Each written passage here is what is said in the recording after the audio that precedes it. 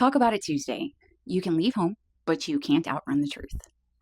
Welcome to Talk About It Tuesday, the YouTube version. Today, we're going to talk about teenagers wanting to grow up entirely too fast. We're going to talk about adults who help minors go around their parents. We're going to talk about lying. We're going to talk about burning bridges. And we're going to talk about something I think every teenager eventually learns. You can leave home. You can change your phone number. You can change your friends. You can tell everybody whatever version of the story makes you look the best. But wherever you go, you still got to take your character with you.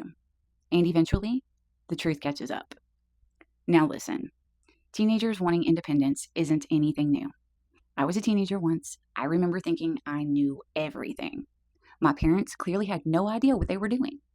Meanwhile, my teenage brain was probably operating on caffeine, hormones, and approximately 3 functioning brain cells. That's part of growing up. And as parents, we're supposed to prepare our kids to leave. I don't want my children living under my thumb forever. I want them to become independent adults.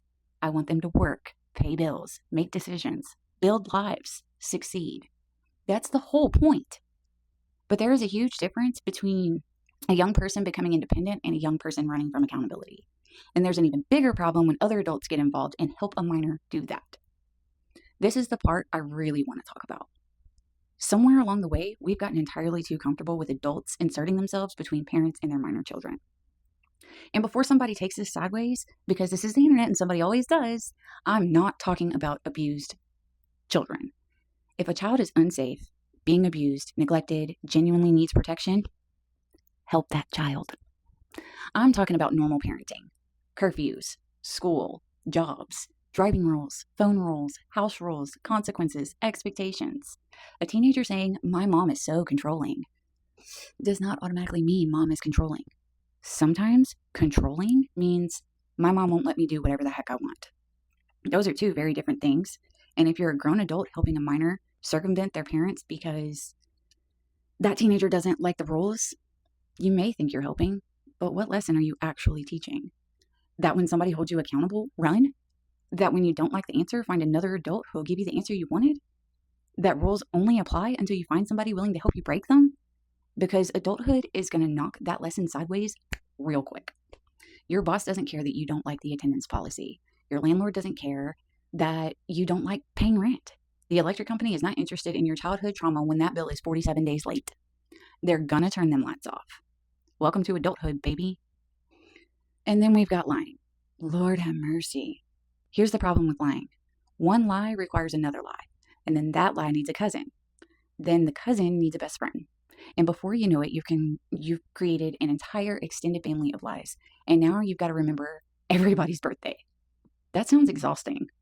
You tell mom one thing, you tell dad another, your friends get another version. Somebody else's parents get the deluxe edition, and everybody believes they have the whole story. Until people start talking. And they always start talking. Screenshots exist, messages exist, dates don't match, stories don't match. Somebody remembers something differently, and eventually somebody asks one little question that makes the whole thing unravel.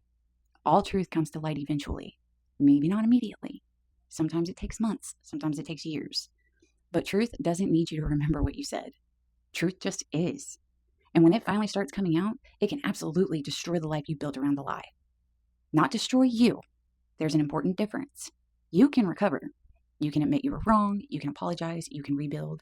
But the version of your life that depends on everybody believing something that wasn't true, that can come crashing down.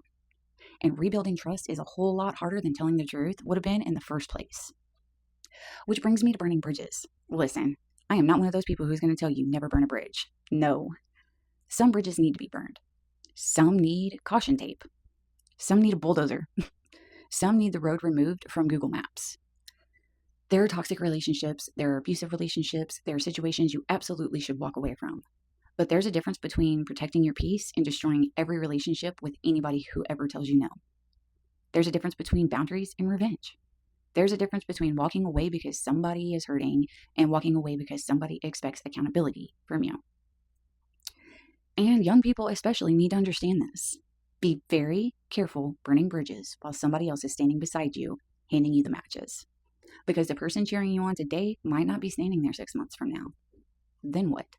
Because sometimes life changes. Relationships change, friendships end, jobs disappear, living situations fall apart, people disappoint you, and sometimes you discover that the people you thought were against you were actually the people who would have moved mountains to help you. And this is the part I don't think we talk about enough. Coming home isn't always failure. Changing your mind isn't failure. Admitting maybe I didn't understand everything I thought I understood isn't weakness. That's growth. Parents aren't perfect either. We screw things up. We say things wrong. We make decisions our kids don't understand. Sometimes we owe apologies. Sometimes both sides have to have some growing to do. But if you leave home, I hope you don't destroy every relationship behind you just to prove that you can survive without anybody. Because independence isn't proving you don't need people. Maturity is knowing which people are worth keeping in your life. And sometimes the greatest gift a family can give each other is leaving enough of that bridge standing that somebody can cross it again. Maybe with different boundaries, maybe after some apologies, maybe after everybody has learned some things, but there's still a way home. So if you're young and you're watching this or listening to this, spread your wings, grow, go experience life, build something, make some mistakes. Lord knows the rest of us did. But don't confuse independence with isolation. Don't build your freedom on lies. Don't let somebody convince you that every person who holds you accountable is your enemy. And don't burn a bridge today that you may desperately wish was still standing tomorrow. And parents, sometimes we have to let them learn. You can warn them. You can advise them. You can pray over them. You can leave the porch light on. But eventually they're going to make choices that belong to them. And sometimes life teaches lessons that mama couldn't teach with 1,000 conversations. And at the end of the day, you can move. You can leave. You can grow up. You can start completely over. But wherever you go, you still have to take your character with you. And sooner or later, the truth catches up. That's my Talk About It Tuesday. Now y'all let me know what you think.